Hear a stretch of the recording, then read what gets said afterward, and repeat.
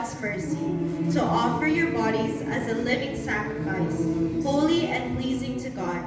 This is your true and proper worship.